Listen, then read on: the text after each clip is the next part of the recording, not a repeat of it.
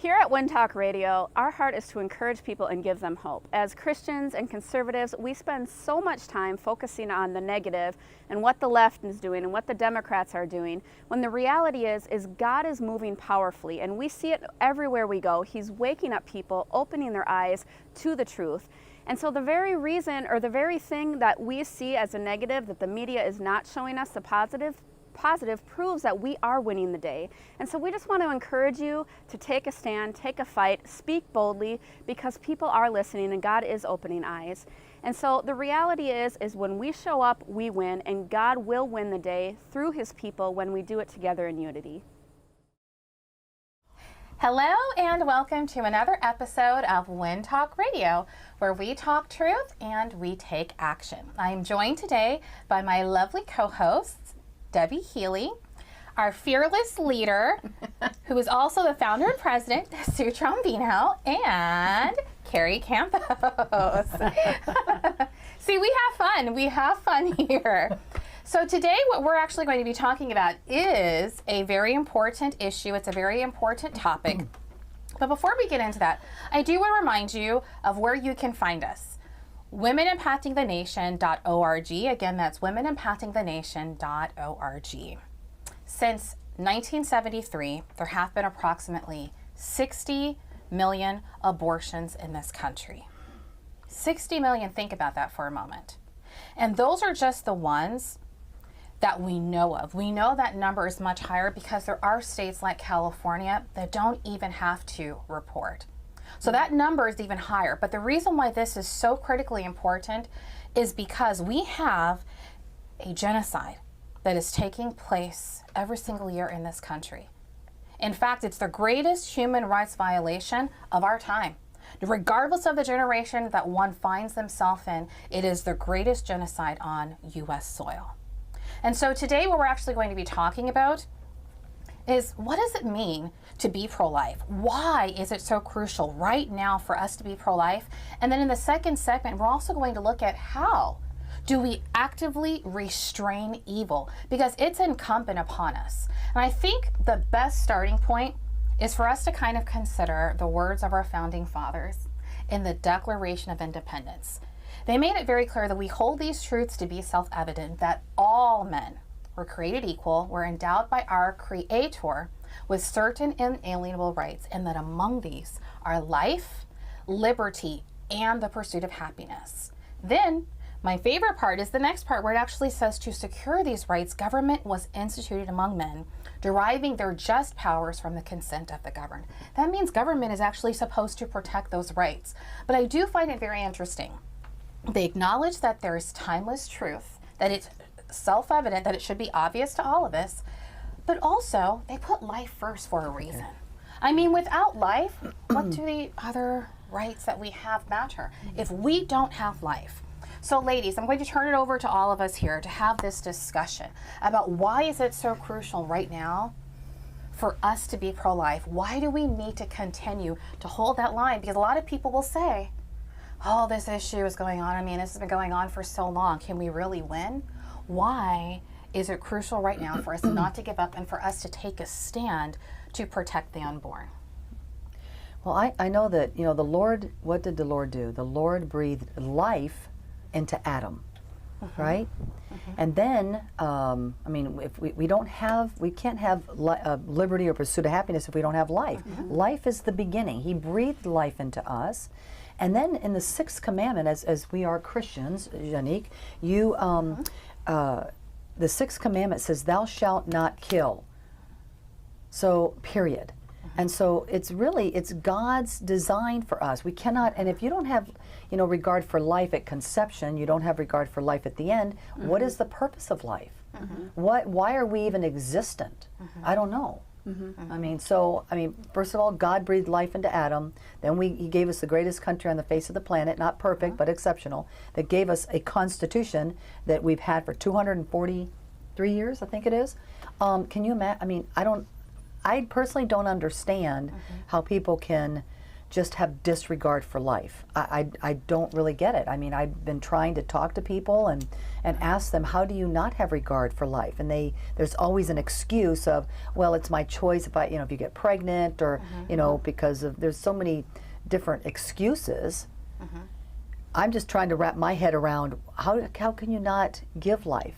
I mean, to somebody. I mean, you can, I don't know. What do you guys think? We're actually going to talk about those very things, those very excuses that we hear. We're actually going to talk about that in our next segment. But what I do want us to consider is, and you did bring up something that's really important, how is it possible? I think part of it is people are desensitized to two things. Number one, we have to remember, we are in a society that likes to use euphemisms. Abortion in and of itself, just that word is a euphemism. We hear people say all the time, oh, I believe that in a woman's right to choose. Even during elections, you'll hear people use the words freedom of choice, or I believe in a woman's right to choose. What we need to be saying to that person is, well, wait, choose what exactly? Exactly. That's right. Because are we talking about where she's going to go to school, Right. who she's going to marry, what car she's going to drive, if she's going to have Skittles? Then listen, that is a choice. That's a choice. But the choice that nobody wants to admit, they don't want to verbalize, is, I mean, think about it. When's the last time you heard someone say, well, I actually want the right to kill my child? Yeah. You see, part of the reason why, and even when I'm traveling around speaking in schools, that is the one thing that nobody wants to actually verbalize. Nobody wants to admit what abortion actually is. So one of the tools that we like to use is we use this syllogism, and it's actually a very easy way. And in case you're wondering, well, okay, what does it even mean to be pro-life? Let me be very clear.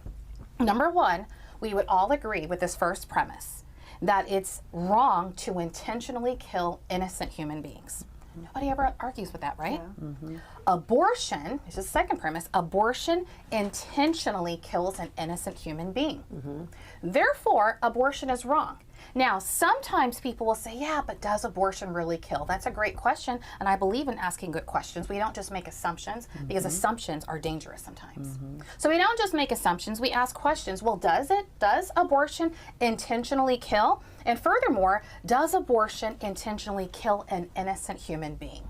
The answer to that is yes. And so we make the case using the science of embryology and philosophy to show that there is no morally significant relevance in terms of why we would say we could kill you at an earlier stage but not now. I mean, really, there isn't anything that's morally significant between when we were unborn inside of our mom and right now that we can say, oh, your life did not matter then. Because think about it. We see people, especially in the last couple of years, we've seen, whether it's Black Lives Matter, All Lives Matter. But it's really interesting because when I'm at some of these schools, students will say, but miss, like even at the university level, they'll say, but do you think that Black Lives Matter and All Lives Matter? I'm like, well, let's actually talk through that. Because where is the number one place that blacks are killed? Where? And surprisingly, they're like, oh, by cops on the streets. I'm like, no, they're not. Okay, that data, that is again an assumption. But the reality is yes, it is in the womb. In fact, when you look at our population here in the United States, blacks only make up 13% of the population. Yet Black women have approximately 37 to almost 40% of all abortions. Now, isn't it in New York there's more Black babies aborted than are being born? And even in Washington, D.C., and actually there are several states like that, where there are more Black babies and Latino babies as well. So we have to look at those two ethnic groups as a whole are aborting more of their babies. That means we're lower than the actual replacement rate.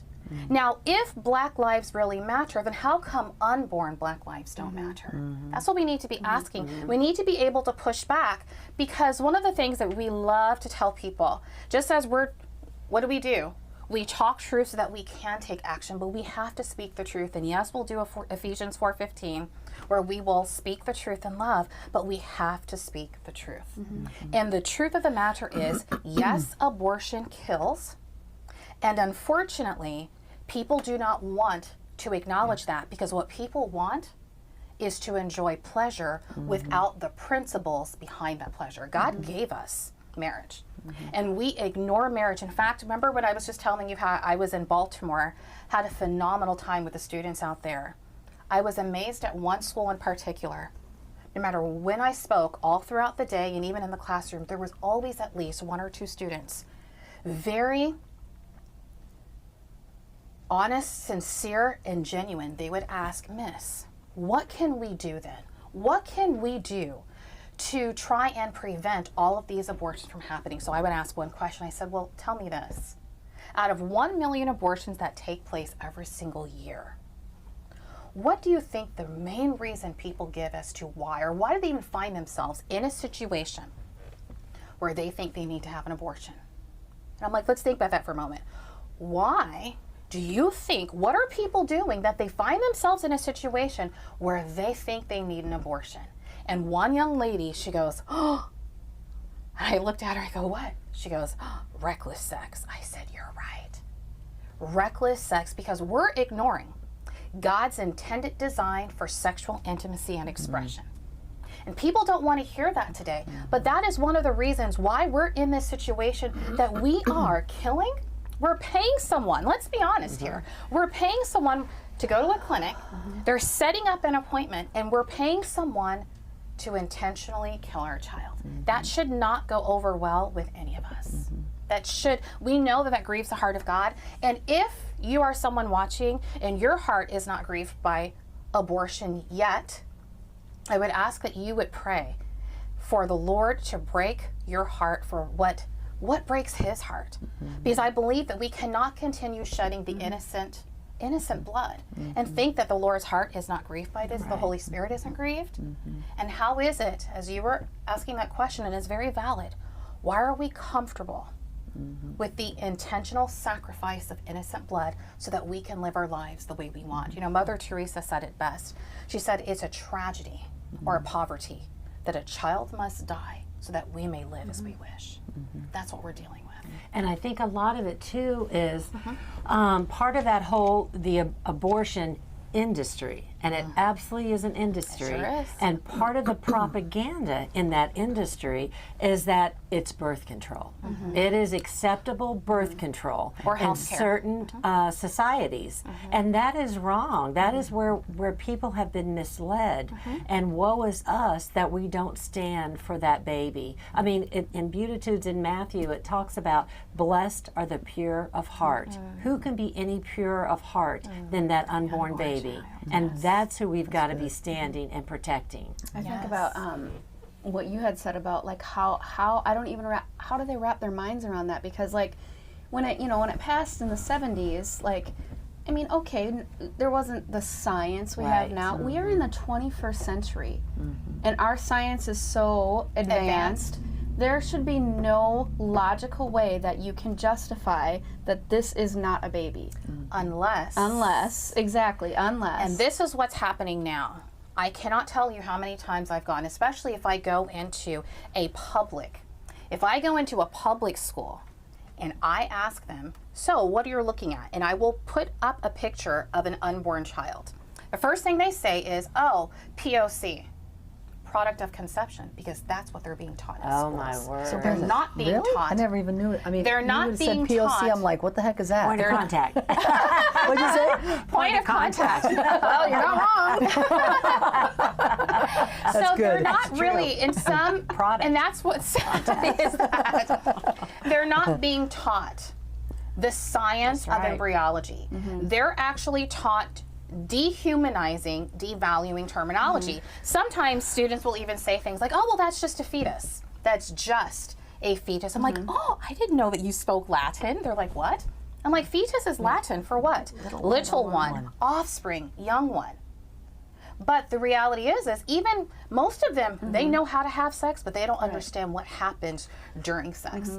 That you can create another human being because they're intentionally using words where everything is about the action, and let's use dehumanizing terms so that we do not have to acknowledge that the unborn is a human being. And so that's part of it. You know, Hosea 4:6 says that my people perish for a what? Lack of knowledge. And I believe that that's why we have a Holocaust and a genocide on our hands, because people don't know. Right. It's the deception. It is the deception. And the last thing I say before we actually go on to our break, I used to be the director of a pregnancy clinic down in Boca Raton, Florida, and I will never forget how many times people would come into my clinic after having been down the street at Planned Parenthood, and they'd say, I had no idea. Now, these were adult women. I had no idea, and some of them were college students, weeping. I had no idea that I was actually killing a child, that it was a human being. And sometimes it was their boyfriend saying, I did not know that that was a full human being until I saw it being vacuumed out.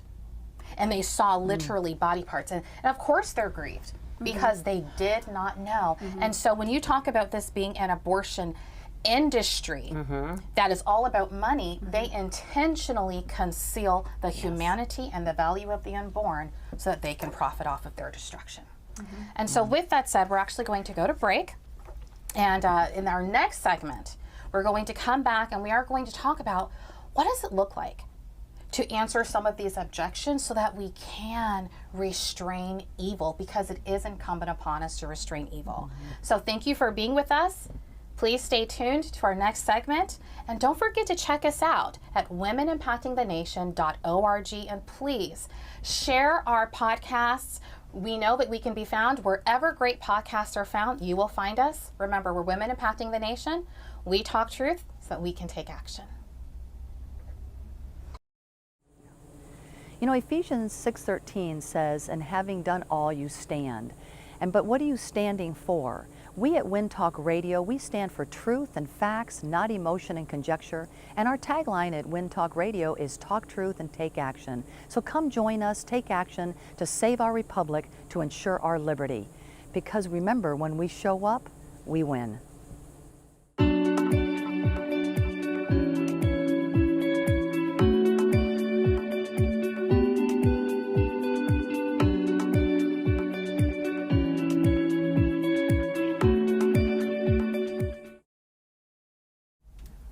Welcome back.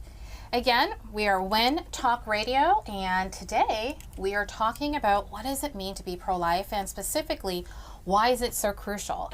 So in this segment, we're actually going to be talking about some of the objections that we hear. How do we give an answer for the hope that we have?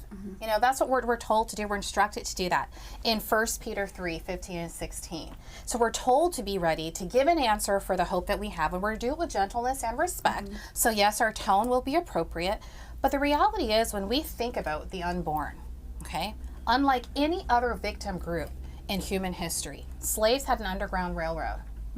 Even when you look at what happened during the Holocaust in Nazi Europe, there were people that were actually able to hide them. They were able, some of them were able to escape. Where can the unborn go?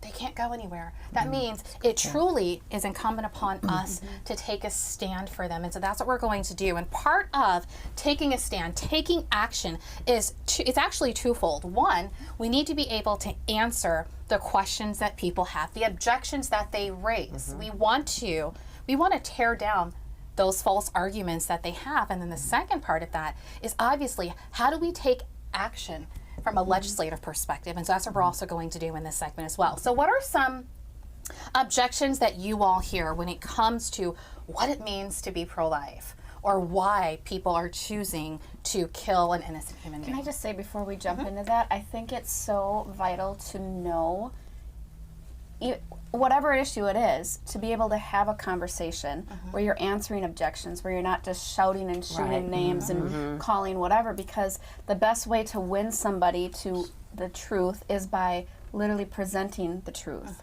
And if we can't present the truth, we lose so much ground. And I feel like that's how we've lost so much ground on any issue as conservatives, Christians, is because we can't adequately present that.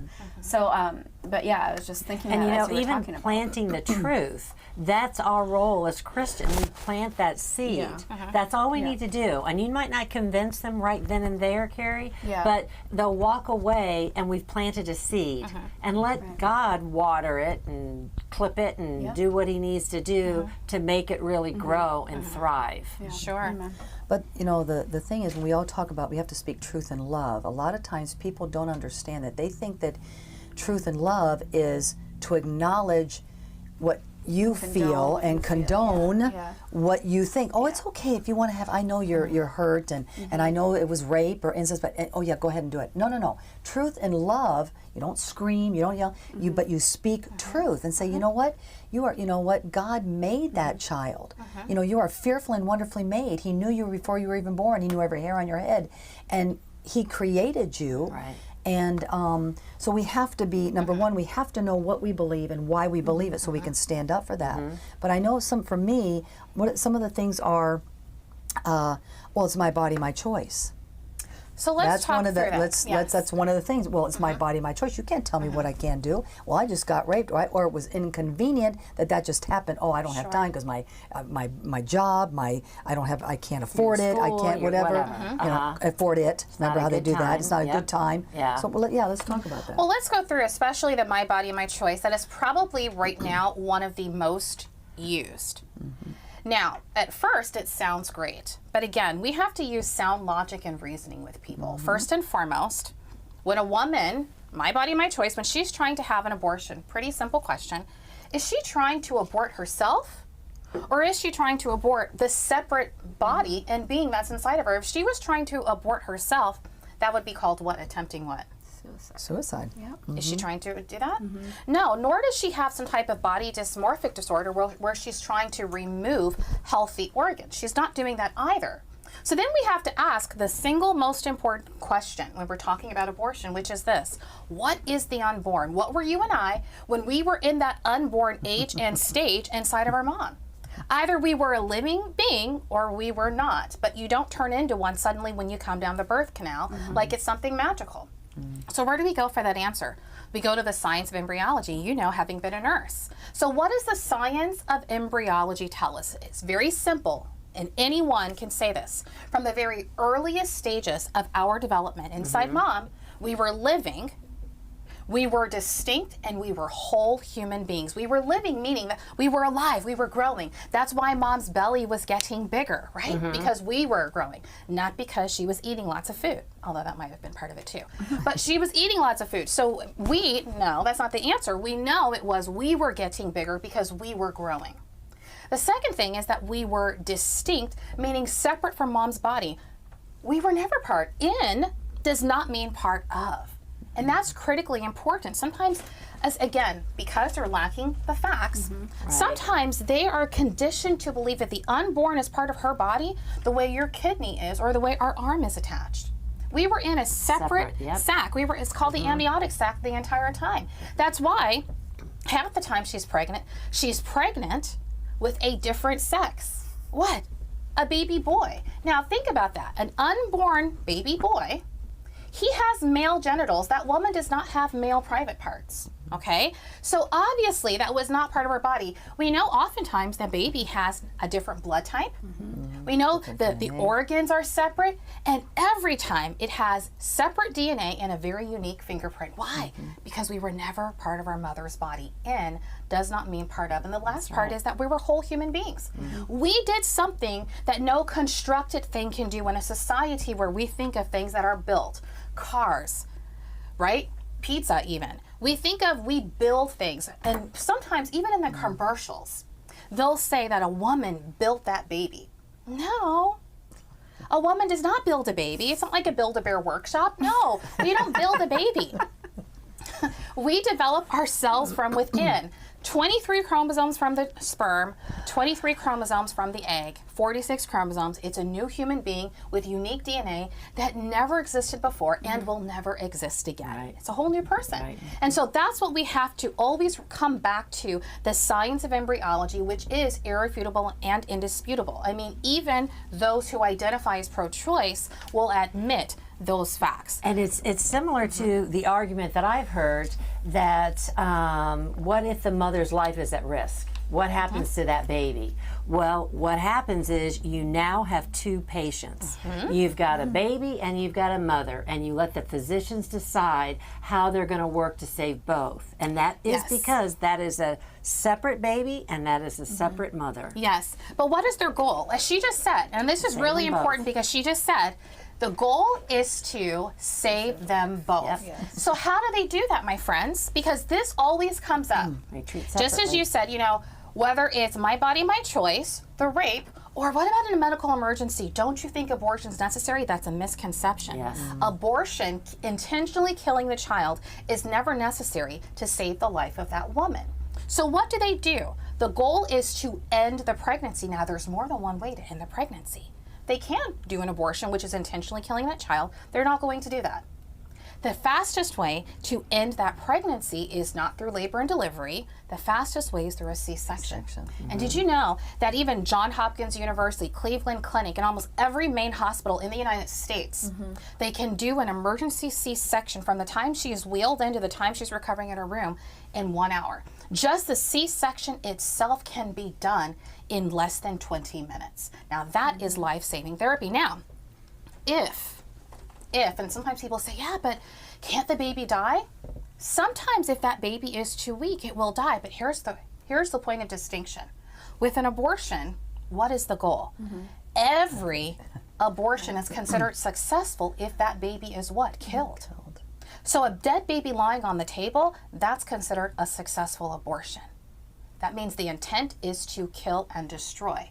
When it comes to a medical emergency, the goal, as Debbie said, is to save both of them. So in situations where that baby dies, it's because it was unavoidable and it was unintentional. Very different than abortion, where it's always intentional, and even when babies survive an abortion, they still will kill it.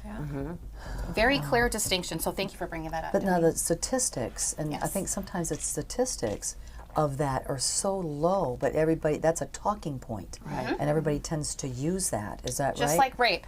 Yes. In fact, now again, there aren't any abortions that are done in a medical emergency. There aren't. Any doctor will actually tell you that. However, when it comes to rape, people like to say, yes, but don't you think that it's necessary? What about when someone's been raped?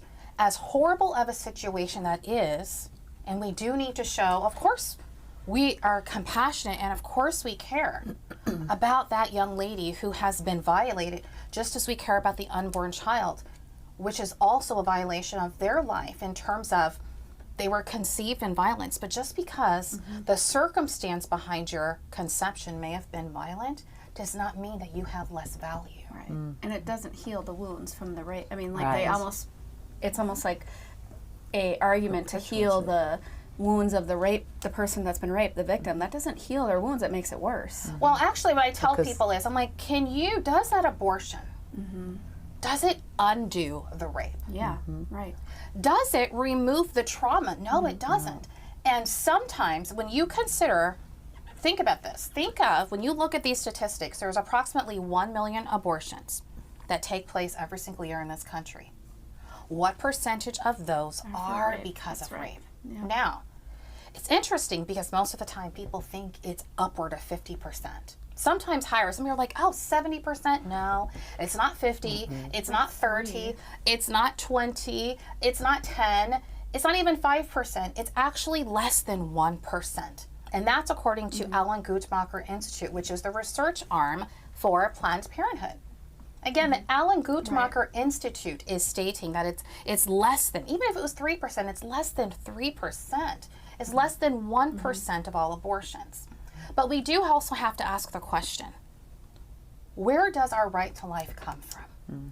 That's right. Remember at the very beginning, when I mentioned our founding fathers, even they acknowledged that there is a creator, that God is the author of life. And if we believe in human equality, then we do have to ask ourselves, wait a minute, why are we saying that you have a right to live? But there's a whole group of human beings over here that I can intentionally kill if they get in my way, or if it becomes convenient, as you said earlier. We do need to ask those questions because unfortunately, that's what's happening. And there are students that will come up to me and they're excited because they've been adopted. And there's always a student that will come up, they're like, Miss, I was adopted. And they make sure that nobody else is around. And they're like, I was that person. I was adopted because I was conceived in rape. I'm like, oh, that's so wonderful. I'm like, aren't you so grateful? They're like, yes, they're so grateful for life. But then I ask them, I'm like, do your friends know? Like, does your best friend know that you were adopted because you were conceived through rape? They're like, no. And I said, how come you haven't told anyone? And sometimes they're crying. They're like, because I don't want to hear my best friend say that my mom should have been able to kill me. I was just going to bring that up. So we used to work in a ministry where we would travel into schools, and my husband and I would speak to the teachers. We would do a teacher's classroom, and we would talk about abortion, and we would get to the point of abortion. We would show actual pictures of aborted babies, and I remember a number of teachers would come up like, I had no idea when I saw those pictures, I saw my own children, and it was in that moment. But that changed them. But then I would talk about like my sister. So my sister, they told my dad he could never have kids, one chance in a million maybe. They adopted my brother from Korea and my sister from India. And when they were in the process of adopting my sister, the rainy season, whatever, went through India, and all these, it was like everyone was sick, and 109 babies died throughout the orphanages in India because of pneumonia. And so she was super sick, and my mom said every night they didn't get a call past 9 o'clock, they knew Chrissy had lived another day. And so then throughout this whole process, they lost the paperwork. My dad had to call Vice President Mondale to get the paperwork expedited. They got her over here, and she was so sick. They didn't know she was allergic to lactose intolerant. And so she was so skinny. At 3 months, she weighed 5 pounds. Oh, wow. And so she was so sick, and they got her over here. And they said what saved her was they put her in an x-ray machine that basically made her scream, and it cleaned out her lungs. But so then, we show these pictures of her and just skin and bone. And then it's like you show her a picture now. And then I say to the teachers, according to your standards, you would have said she's not worthy of life. Her mom was like 13 years old when she had her. She had her in like a one-room hospital and then gave her up for adoption. But according to your standards, she's not worthy of life, and she's not worthy to be part of my family. And it's like those, when you can bring it personal, it's like those light bulbs go on, and and people are like, you know what? I mean, not always, because people are so staunch in their beliefs. But yeah, it's just one of those adoption is a powerful story. It is. Yeah. And I think we don't really talk about adoption enough. I really don't think we talk about adoption nearly enough, even as a society. Plus, people they confuse adoption with foster care as well. Yeah. But here's the reality. We were adopted into God's kingdom. Amen. Yeah. We were adopted, we were grafted into the kingdom, and so we know that adoption is a loving, sacrificial option. But the last thing that I do want to do is we actually want to talk about how you can actively take action to restrain the evil of abortion. And Debbie, you actually have something to share. Well, we always at WIN talk truth, and we always take action. And so we at WIN, we're actually based here in the state of Florida. Doesn't mean we can't go into other states and help out, but particularly in Florida, there is an initiative. It's a citizens-based initiative, and I want to share why this has come about. It's a human life protection initiative.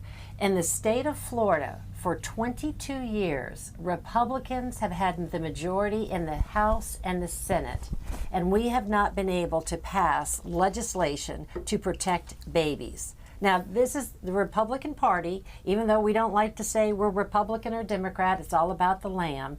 But if you think about that Republican platform, they have on there that it is to protect life. But yet in the state of Florida, we can't get our majority of legislators to even pass something to protect these babies. So what have we done as citizens? And I don't say we, this is another organization, but we're always about coalition building. And if we can step up with our connections and help an initiative, we certainly are. So in the state of Florida, the Human Life Protection Amendment is being really driven by the citizens, saying our legislators aren't getting this done, so we as citizens are going to come together and we are going to get petitions. And I don't even want to tell you the number of petitions that we need to get signed by Florida residents to get this on the ballot next November, so citizens of Florida can say, do we want to be a heartbeat bill state? This initiative is simply, and I'll just read the summary. All human beings have a right to life, regardless of age, illness, or disability, when there is a detectable heartbeat. Now, we talk about this. Why wouldn't you want this? Right. Why wouldn't we want to protect life? This is an initiative, and I'm just going to give you the website that you can go to if you are a Florida resident, and we encourage you. What can you do today? You can sign a petition, and you can send it in. It's online, or you can actually share with your neighbors and share. This is how we make citizens initiatives happen, by standing and by going out into this battle that is out there. So the website that you can go to actually download a petition, and I encourage you, if you feel like you can take more than one petition, if you've got a church that you can go to with petitions, reach out to the organization that I'm going to give you the website for and let them know you would like petitions. Take them to your church, take them to your neighbors. If you've got prayer groups, Bible studies, this is something that we can get done, and we can get it done as we honor God and what He has given us in the Bible for creation. The website to go to is heartbeathero.org. That's heartbeathero.org. I encourage you, go online if you're a Florida resident, download a petition, sign it. There's an address you can mail it into. It's very clear what you need to fill out. And if you have an organization where you can take petitions to, by all means, reach out and stand. Now, one of the things that you just said with this, because some people, in the event that someone hears this and they say, yeah, but all human beings have a right to life regardless of age, illness, or disability when there's a detectable heartbeat. Some people will say, yeah, but what about babies, unborn babies, who are only a couple of days old?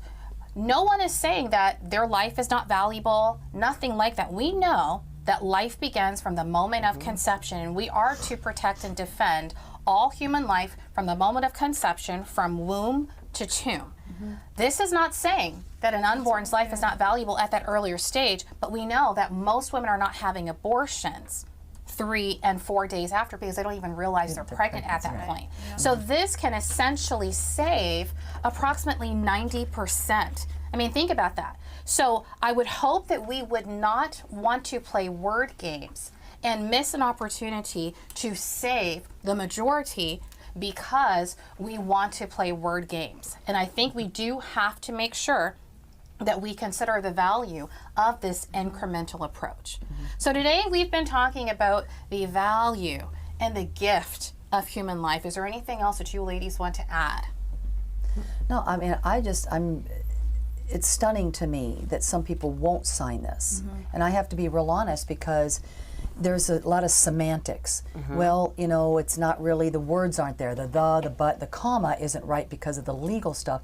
But we've been doing this for 22 years. You've got groups that we all agree with that life does start at conception. But meanwhile, all these years, 75 million babies, or 75,000, sorry, are being murdered and aborted. And yet we're waiting for the right, the, comma, but, and me. I mean, I just don't get it. Maybe I'm missing something, but I'm just like, well, gosh, if we can get this on the ballot, this is very, very important. There is no other thing that's more important because we will not have, you know, we can't have liberty or pursuit of happiness if we do not have life.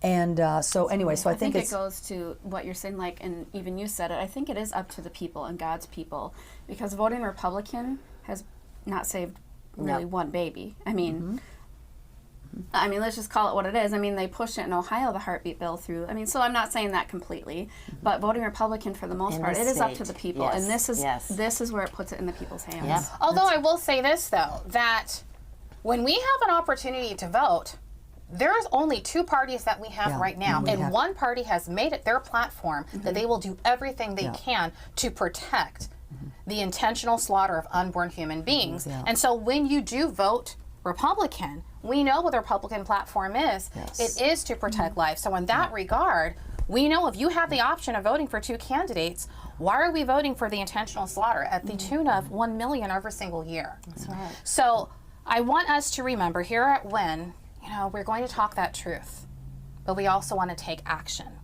We've even talked a little bit about science, and we were trying to equip everyone to understand that from the early stages of development, hey, we're living, we're distinct, we're whole human beings. And don't forget that even the differences that people like to appeal to, like differences of size, level of development, maybe environment where that baby is located, or because that baby might depend on her, even disabilities, or even the circumstance behind its conception. While those differences, especially the size, the level of development, the age, where it's located, and dependency, while those exist inside the womb, they also exist outside the womb. Those aren't morally relevant reasons to say we can kill an innocent, unborn human being, but not now. We still have differences of size and development, environment and dependency. And my friends, your value is not determined by how you were conceived. Your value has nothing to do with one's abilities. You see, we're made in the image of the Most High God. We're image bearers of God, and He has called us to defend and protect life. So I thank you so much for joining us for another episode of Win Talk Radio. You can find us womenimpactingthenation.org. Remember, when we show up, we win. That's why we exist. We talk truth so that we all can take action. And join us next time.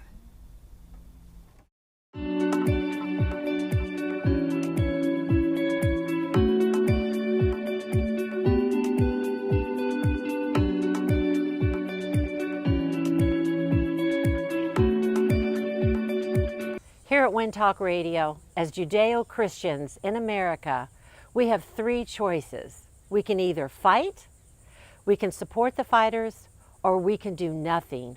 We encourage you all, take a stand today.